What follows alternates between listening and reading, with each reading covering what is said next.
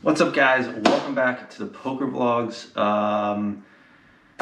Just hanging out inside, doing some online cash games with friends. The last 2 nights we've been doing PokerStars. Pretty decent. I think we had like 6 or 7 people 2 nights ago, only 4 last night. Not terrible.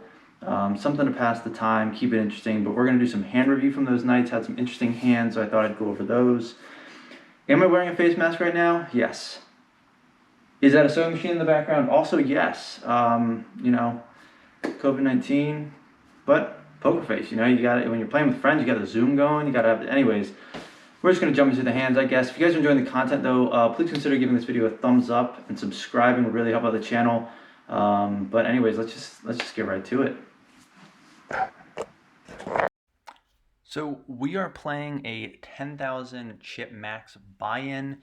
If you divide that by 1,000, that's how we make the game a little interesting, if you know what I'm saying. We are a pretty good ways into this game because, as you can see, the player to my left has already busted and is about to buy back in for 5,000 chips. Anyways, first hand we are dealt with ace-9 offsuit on the button. Not too shabby. I go ahead and make the call, and it just calls all the way around. We see a nice flop here, 2-5-9 rainbow. We pair up with the nines with a nice ace kicker. I go ahead and do, I think it's a half pot here is roughly what these chips come out to. Throw that in. One person folds immediately. The other one calls me. An 8, not much going on here. They were probably hoping for a high card is my guess. I don't know if they'll stay in here with me, so I go ahead and throw out a pot-sized bet just to lock it down. Potentially get any pocket pairs, but I think they probably would have bet if they had a pocket pair. I'm guessing they had nothing, and they just fold and we take this pot. So the very next hand that we're dealt is a king-6 offsuit in the big blind. One person raises it up to 200. We get a fold with a small blind, and I go ahead and call, what's another $100 or 100 chips, right? So it goes 3 ways to the flop, and the flop's not too bad here. We get 6-8-10 rainbow, so we do pair up with a king kicker. I go ahead and throw out a bet of 100 chips, and it calls all the way around. When this 10 comes, I sort of see this as a prime opportunity to potentially rep the pair of 10s on the flop, which is where my bet would have possibly come from, and I could have just hit trips here. So by throwing out this half pot bet, I lock it down quickly and everybody folds. So a nice little bluff there. Bluff got through, but just playing with some friends, so you never really know if they're going to call me on stuff.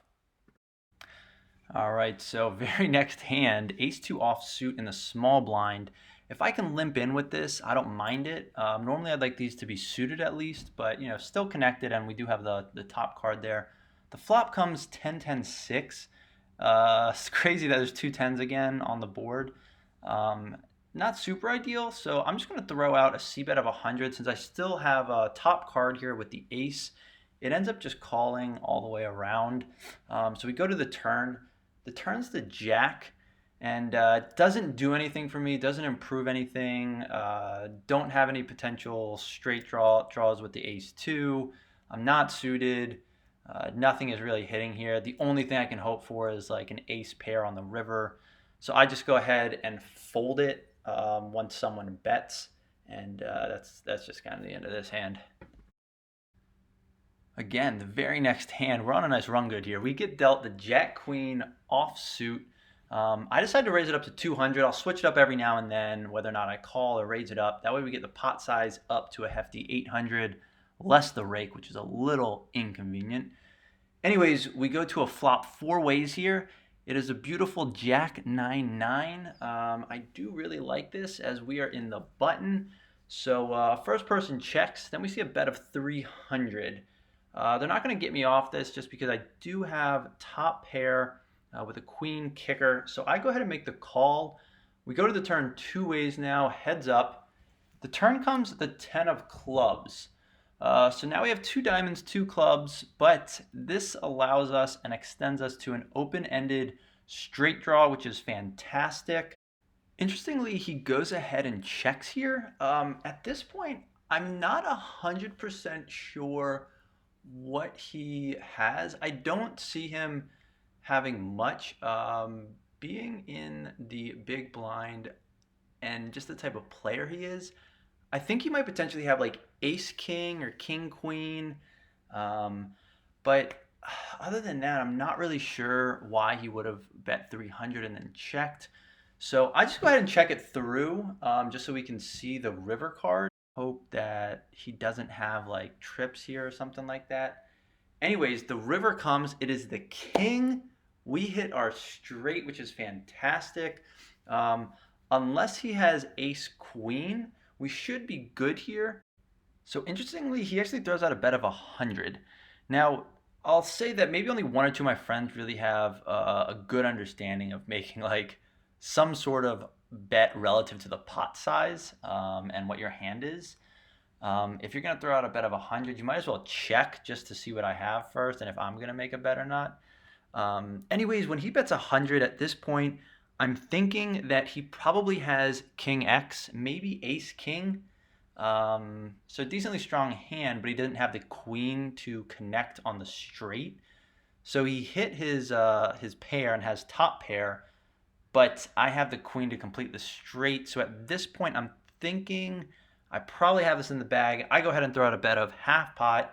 He actually calls me, and yeah, we take it down. His cards get mucked, so I don't know exactly what he has, but I would probably put him on a pair of kings.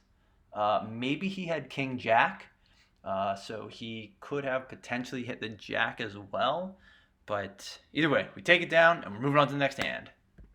Which, speaking of kings, pocket kings under the gun position, we're going to go ahead and throw out a bet of 200 here. Luckily, we get it to call all the way around, which is fantastic.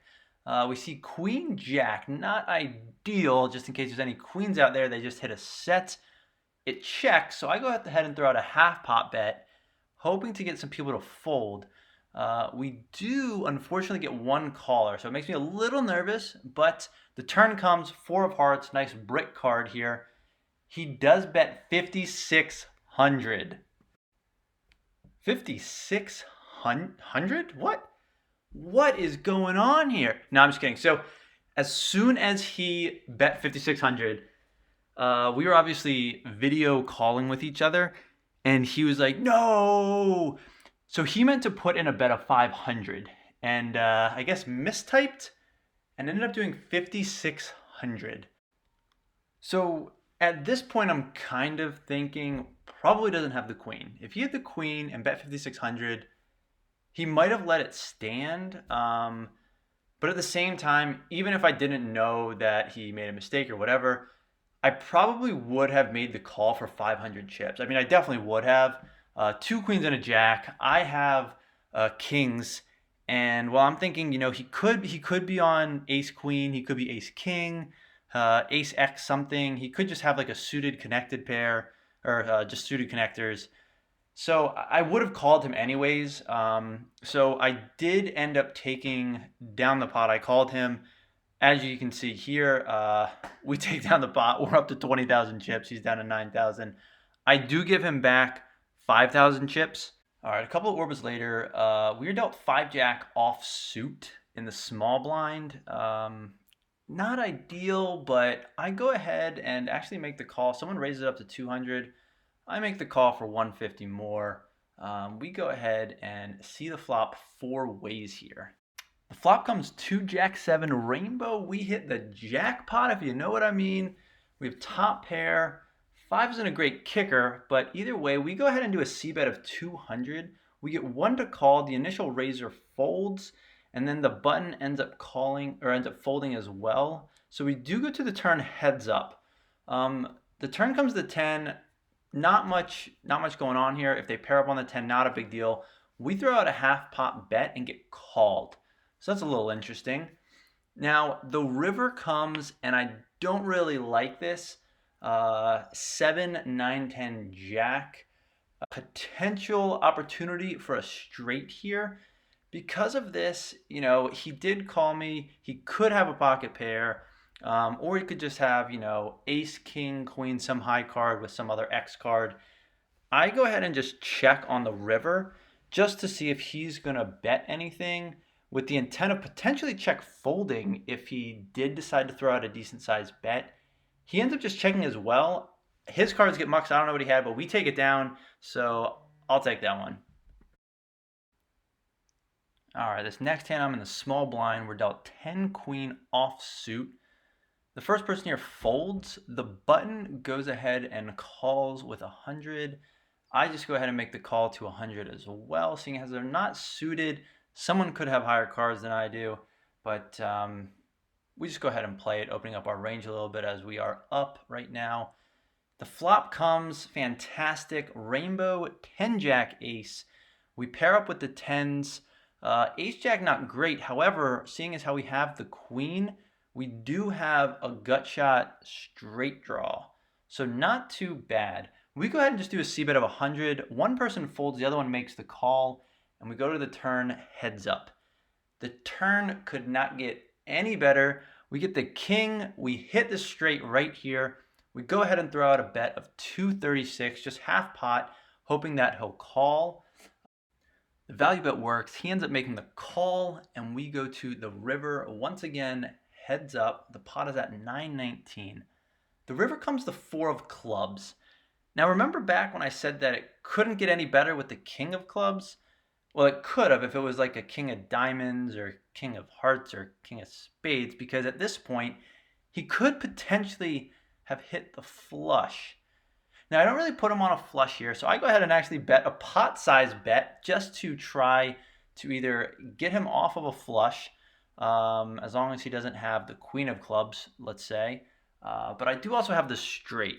So as long as he doesn't have the flush, I should be able to take this one down. So with that, he does end up folding.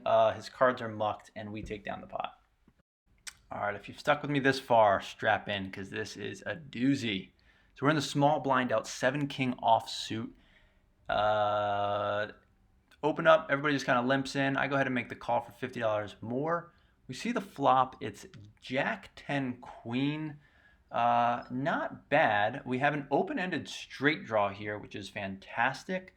The kicker's not great, but we make a c-bet of 100. We get one caller, and the other person folds to just 100. Now the turn comes, and it's a king. So we now hit a top pair. We throw out a pot-sized bet of 400 and immediately get called, which is not ideal. Yeah. So seeing as how he snap called me there, I think I needed to at least think about the next bet for a little bit. Because he snap called me, he could possibly either have hit a straight, having an ace or a 9 in his hand, or both. Or, you know, he is closer to hitting a straight. I don't know. Maybe he had a king as well. All of those possibilities. Now, another possibility is that he could have hit a flush here with that king. All of these things I didn't think about because I hit the king pair, still had an open-ended straight draw, and just completely ignored this. Anyways, we go to the river, and this is where mistakes were made. So we see a third king here, which is fantastic for us. We hit our set and completely ignore the fact still that he could have a straight or a flush. Either one of those would clearly beat a set. And because he snap called, I should have taken that into consideration. But instead, I decided to throw out another pot-sized bet here, and he just immediately called me and cleaned up with the 9. And that's going to be pretty much it for the hand review. Hope you guys are enjoying this. If you guys have any comments, questions, whatever, leave it down below in the comment section. I don't know if this is helpful or not for you guys, but it's definitely helping me out. It's always nice to go back, see what I played, how I played the hand, if I should have raised more, folded, all that stuff, sometimes in the heat of the moment. Also with PokerStars, you are timed, so that's one kind of annoying thing. You don't just have unlimited time to tank. But you know, it is what it is. It's a pretty decent system. We have it all figured out. Everybody can just easily log in, jump in a game, and we can get playing. You can sit out hands. You can't pause unless everybody sits out. So not too bad once you figure out the outs and ins and outs, whatever it is. It's not a terrible system. So we've been using it. It's been working for us. The rakes are interesting though. 2 nights ago, I think it was like a 23% rake. And last night it was roughly 17%. So if we were playing for cash, we might just equally redistribute that rake to everybody. A little bit of money back in everybody's pocket. That's if we were playing for cash, obviously. Not that we are, but if we were, yeah. Anyways, if you guys enjoying the content, again, if you've made it this far, please consider that subscribe button. Would really help with the channel. Give this video a thumbs up. And until next time, thanks for watching.